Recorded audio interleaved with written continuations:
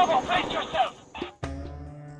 Some game mods allow the use of a red dot on the 98K. What is that? It's interesting and helpful, but no studio or company makes this kit for the GNG. So, I decided to design it.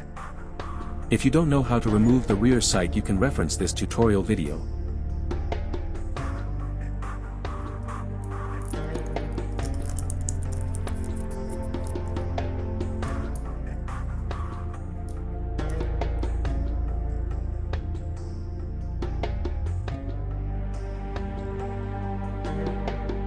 You can easily adjust hop.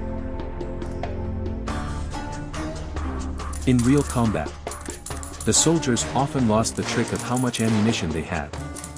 So a flat surface on the follower prevents soldiers from closing the bolt if there is no cartridge in the magazine.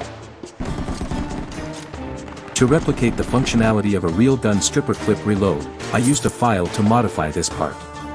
However, I will not provide a tutorial, as everyone's filing technique varies and it is likely to damage the part.